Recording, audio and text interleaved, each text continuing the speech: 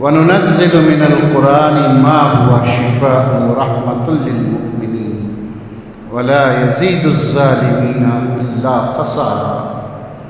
وقال تعالی بسم اللہ الرحمن الرحیم یا ایھا الناس قد جاءتکم موعظۃ من ربکم وشفاء لما فی الصدور وہدی ورحمۃ للمؤمنین۔ تمام تعریف و توصیف، حمد و ثنا، بزرگی و بڑائی، عز و شرف، جاہ و جلال اس اللہ رب العزت کے لیے لائق اور زیبا ہے جو ساری کائنات کا خالق ہے، جو سب کا رازق ہے، جو ایک دن سب کو مارنے اور پھر جلانے والا ہے۔ اس مختصر سی حمد و ثنا کے بعد بے شمار انگنت لامحدود درود و سلام ہو تمام انبیاء رسول پر، خصوصاً پیارے نبی محمد مصطفیٰ صلی اللہ علیہ وسلم پر۔ معزز سامعین، خطبہ مسنونہ کے بعد سورہ اسراء کی اور سورہ یونس کی 2 آیتیں میں نے آپ کو سنائی ہیں۔ ہم سب کا ایمان ہے کہ قرآن مجید یہ اللہ تعالیٰ کی نازل کردہ آخری کتاب ہے۔ اس کتاب کا نزول سارے ادیان اور سارے کتابوں کو، آسمانی کتابوں، صحیفوں تا سارے انبیاء اور رسولوں کی رسالتوں نبوتوں کو ختم کر دیا۔ یہ آخری ہدایت کی کتاب ہے۔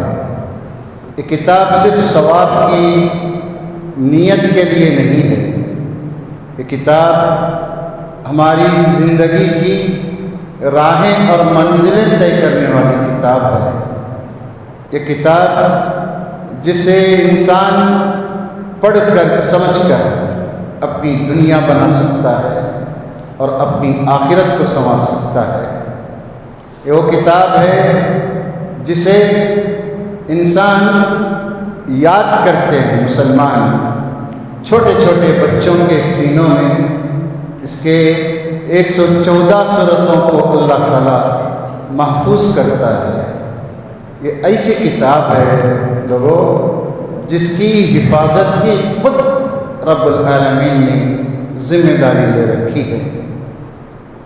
نزول کتاب سے لے کر اب تک اس کے نہ ایک نقطے میں، نہ ایک لفظ میں، حرف میں، نہ کسی اس کے حرکتوں میں کوئی تبدیلی آئی ہے، کیونکہ یہ اللہ کی کتاب ہے، اللہ اس کا محافظ ہے۔ اس کتاب میں جو صورتیں ہیں، ایک صورت کا نام اسراء ہے، یعنی اللہ کے نبی صلی اللہ علیہ وسلم کو اللہ تبارک و تعالیٰ جو معراج کرایا اس کا اس میں ذکر ہے، سورہ اسراء۔ اس کی ایک آیت جو میں نے آپ کو سنائی ہے، یہ آیت نمبر 80 پر 2 ہے۔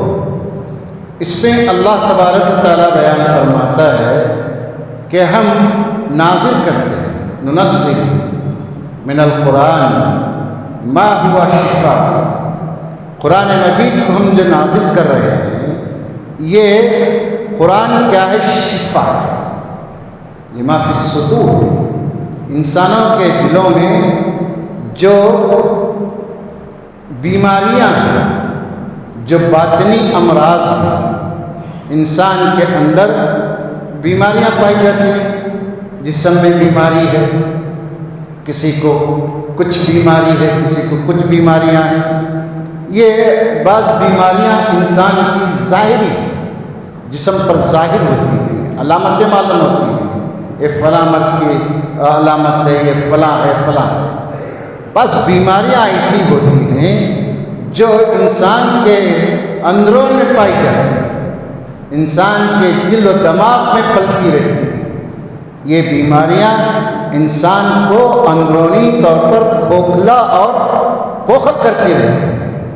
اللہ تعالیٰ فرماتا ہے یہ تمہارے سینے کی جو بیماریاں ہیں، جو سینوں میں تمہارے امراض ہیں، امراض باطنہ، روحانی بیماریاں کہہ لیجیے ان کو، یہ جو روحانی بیماریاں یہ ہیں ان کے لیے یہ کتاب شفا ہے۔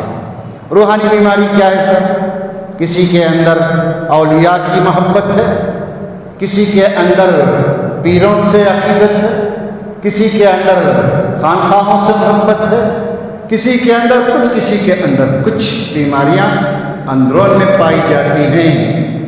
قرآن مجید جب آپ پڑھیں گے، ہم پڑھیں گے قرآن، تو یہ قرآن مجھے خود کہتا ہے اللہ تعالیٰ یہ مومنوں کے لیے ہدایت عطا کرتی ہے۔ جب مومن قرآن کھول کر پڑھے گا اور اپنے باپ داداؤں کے عقیدوں کو قرآن کی روشنی میں کھنگالے گا، موازنہ کر کر دیکھے گا، تو مومن کو ہدایت ملتی ہے، اور جو انکار کرتے ہیں خسارہ ہے۔ دونوں چیزیں اللہ تعالیٰ اس آیت میں بیان کیا۔ قرآن کو پڑھو گے، سمجھو گے، تدبر کرو گے، موازنہ کرو گے حالات سے، اپنی زندگی کو قرآن پر پیش کرو گے، تو یہ قرآن انگلی پکڑ یہدی الی التی ہی اقوم، یہ قرآن ایسی کتاب ہے جو انسان کو بہترین راہ کی طرف ہدایت کرتی ہے۔ انگلی پکڑ کر چلانے والی کتاب اگر دنیا میں ہو سکتی ہے تو صرف قرآن مجید ہے۔ انسان کے دل میں، انسان کے دماغ میں کیا بیماریاں پائی جاتی ہیں؟ انس رضی اللہ تعالیٰ عنہ روایت کرتے ہیں، اللہ کے نبی صلی اللہ علیہ وسلم اکثر یہ الفاظ کہتے تھے، اللہم انی اعوذ بک من الہم والحزن، اعوذ بک من العجز والکسل، اللہم انی اعوذ بک من غلبۃ الدین وقہر الرجال۔ بقاء رحمہ اللہ نے بھی بہت سارے محدثین نے اس حدیث کو روایت کیا ہے۔ اس حدیث میں اندرون کے انسان کو کھوکھلا کرنے والی چیزیں کیا ہیں یہ بتائی گئی ہیں۔ آپ ہم اور حزن کو سمجھیں۔ ہم اسے کہتے ہیں حامیم، ہم کے معنی ہے آدمی جو پاسٹ میں گزر چکا ہے، جو خسارہ، جو نقصان، جو گھاٹا، جو تلخ تجربے اور باتیں ہیں، ان کی آدمی سوچ سوچ کر اپنے آپ کو ہلاک کرتا ہے۔ اس لیے اللہ کے نبی صلی اللہ علیہ وسلم ابو سعید خدری رضی اللہ تعالیٰ عنہ سے غالباً کہا تھا، جب اذا اصبحت و اذا امسیت، جب صبح و شام کرو تو یہ دعا پڑھا کرو، اللہم تجعل القرآن ربیع قلبی وجلاء حزنی، یہ لمبی دعا اللہ کے نبی صلی اللہ علیہ وسلم نے ابو سعید خدری رضی اللہ تعالیٰ عنہ سے فرمایا کہ ابو سعید صبح کرو شام کرو تو یہ دعا اکثر پڑھا کرو، تو تمہارا غم، تمہارا حزن، تمہاری ساری تکلیفات ختم ہوگی، اور پھر اللہ تعالیٰ تم کو غم اور حزن کی جگہ تم کو اللہ تبارک و تعالیٰ خوشیاں عطا کرے گا۔ جو فوت ہو چکا ہے اس کا بدل اللہ تعالیٰ عطا کرے گا۔ ماضی واپس نہیں آتا دوستوں، ماضی کو سوچ سوچ کر مستقبل حال کو تباہ نہ کریں۔ ماضی کو سوچ کر ماضی کی تلخ یادوں کو دل و دماغ میں بٹھائیں گے، عبادات کے تعلق سے یا معاملات کے تعلق سے یا عقیدوں کے تعلق سے سوچتے رہیں گے تو پھر ہم اپنا حال بھی برباد کریں گے اور مستقبل تو کوئی گارنٹی نہیں ہے۔ اس لیے جو گزر چکا ہے، اس لیے اللہ کے نبی صلی اللہ علیہ وسلم دعا کیا کرتے تھے، اے اللہ میں فوت شدہ چیزوں پر غم اور ہلکان سے میں تیری پناہ پکڑتا ہوں، اے اللہ مجھے تیرے امان میں رکھ لے، جو چیزیں ہو چکی یہ ہم اور حزن انسان کو دماغ کی طرح چاٹ جاتی ہیں۔ حزن کسے کہتے ہیں؟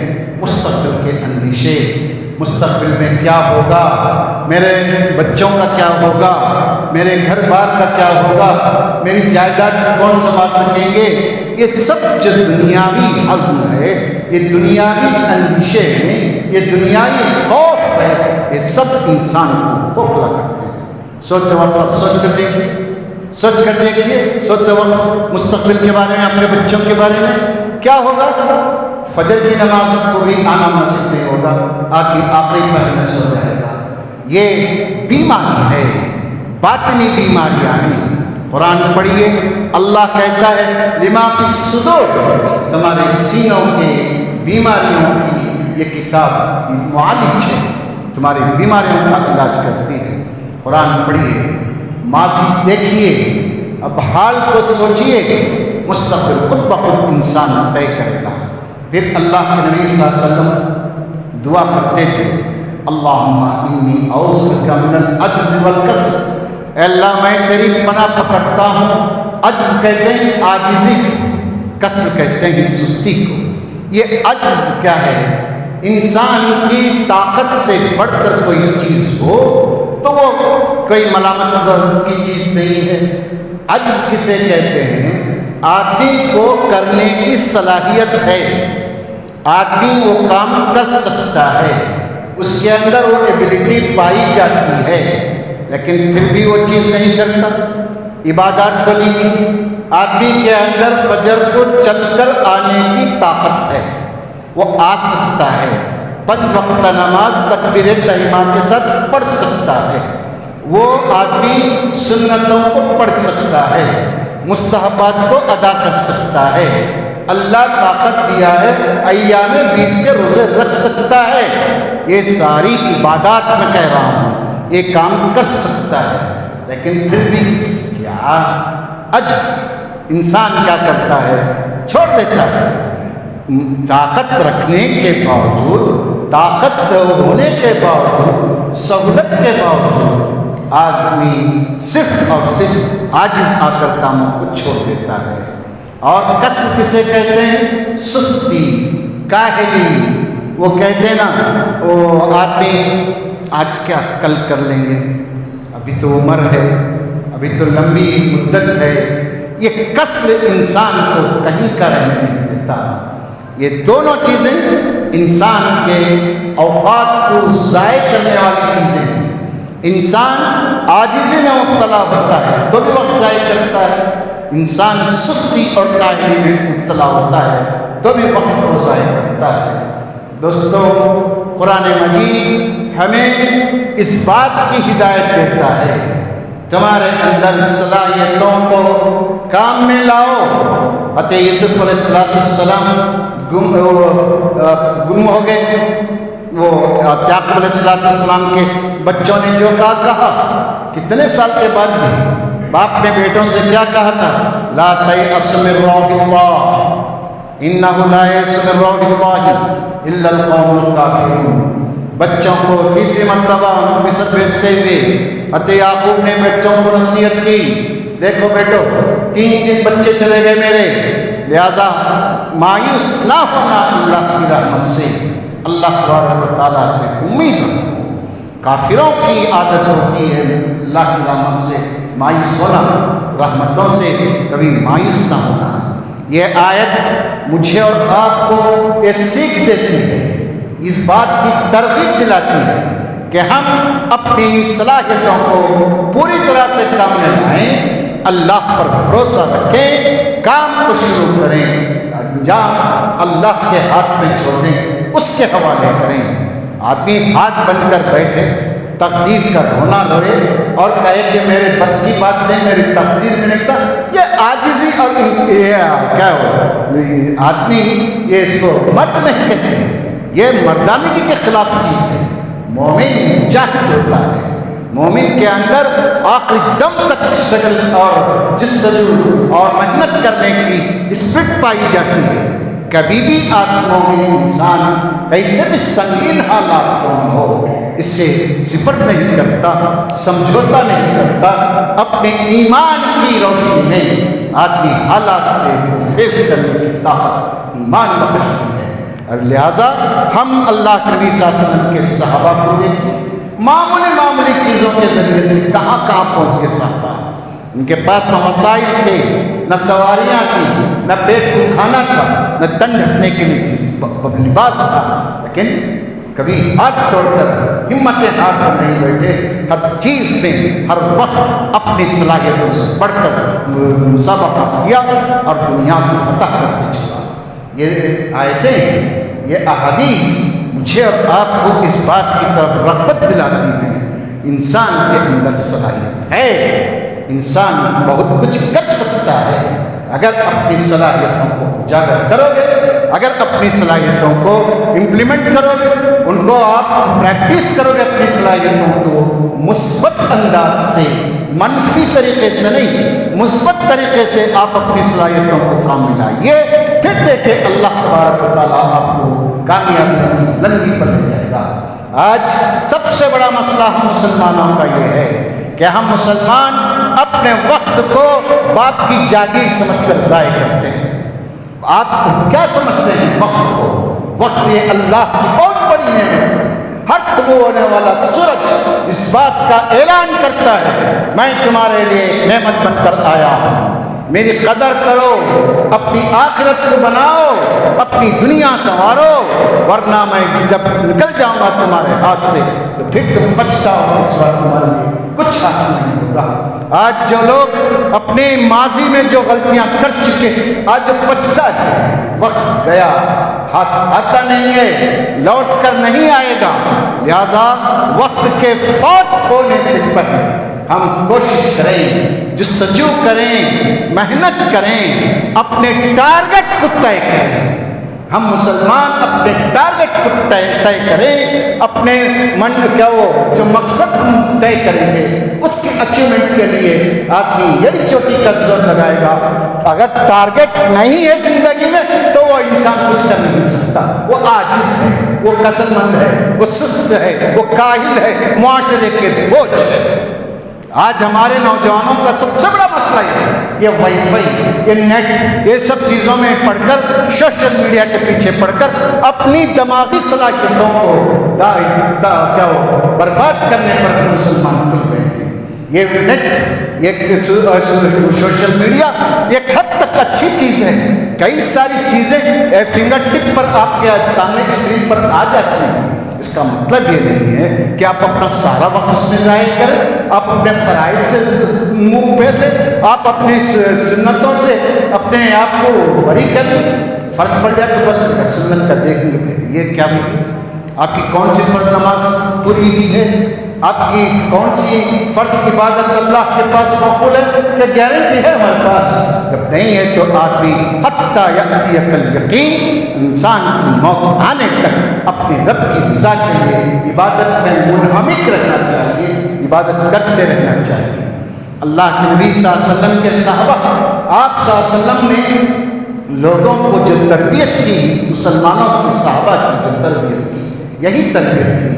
وسائل پر بھروسہ نہیں، اللہ کی ذات پر بھروسہ رکھو، اپنی صلاحیتوں کو پوری طرح سے کام میں لاؤ، انشاءاللہ کامیابی ضرور انسان کو حاصل ہوگی۔ پھر اللہ کے نبی صلی اللہ علیہ وسلم دعا کرتے تھے، اللہم انی اعوذ بک من الجبن والبخل، اے اللہ میں بزدلی سے تیری پناہ مانگتا ہوں۔ بزدلی کیا ہے؟ بزدلی انسان حالات سے سمجھوتا کر کے خاموش رہ جانا ہے، بزدلی ہے۔ کہیں چھوڑے کیا پڑے گا؟ نہیں، آدمی حالات سے سمجھوتا نہیں کرنا چاہیے، بلکہ آدمی کو اسٹرگل کر کے اپنے مقصد کو حاصل کرنے کی فکر کرنی چاہیے۔ یہ جب انسان کے اندر آ جاتا ہے تو آدمی کو کھوکھلا کر دیتا ہے، کمزور کر دیتا ہے۔ اس لیے دوستو، یہ اللہ کے نبی صلی اللہ علیہ وسلم کی دعائیں ہمیں ہمت دیتی ہیں، ہم کو حوصلہ بخشتی ہیں، ہمارے اندر ایک روحانی جذبہ پیدا کرتی ہے۔ اس لیے قرآن کی تلاوت ہمیشہ کرتے رہنا چاہیے، قرآن کو سمجھ کر پڑھنا چاہیے، کیونکہ یہ قرآن ہمارے سینوں کے روگوں کو شفا دینے والی کتاب ہے۔ پھر بخیلی تو یہ آپ کو معلوم ہے، بخیلی انسان کو بدنام کر کے چھوڑتی ہے۔ بخل کسے کہتے ہیں؟ آدمی اپنی ضرورت پر بھی خرچ نہ کرے تو اس کو بخیل کہتے ہیں۔ اس لیے آدمی کو اس چیز سے پناہ مانگتے رہنا چاہیے۔ سورہ یونس کی آیت میں اللہ تبارک و تعالیٰ فرماتا ہے، یا ایھا الناس قد جاءتکم موعظۃ من ربکم۔ دیکھیے اللہ تعالیٰ کہتا ہے، لوگوں تمہارے رب کی طرف سے تمہارے پاس ایک نصیحت آئی ہے۔ نصیحت کسے کہتے ہیں؟ خیر خواہی کو کہتے ہیں۔ نصیحت کسے کہتے ہیں؟ انسان کی بھلائی چاہنے کی باتیں جس میں کی جاتی ہیں اس کو نصیحت کہتے ہیں۔ واعظ کسے کہتے ہیں؟ لوگوں کی بیماریوں کو دور کر کے ان کے اندر روح پیدا کرنا، ان کے اندر ایمانی جذبہ پیدا کرنا، یہ واعظ ہوتا ہے۔ معاشرے کے اندر جو بدی اور برائیاں پائی جاتی ہیں ان کو ذکر کر کے ان کو اچھے انداز سے ختم کرنے کی کوشش کرنے کو واعظ کہتے ہیں۔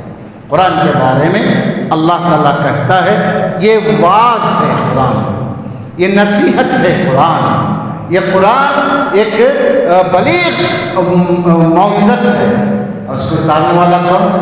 رب ہے۔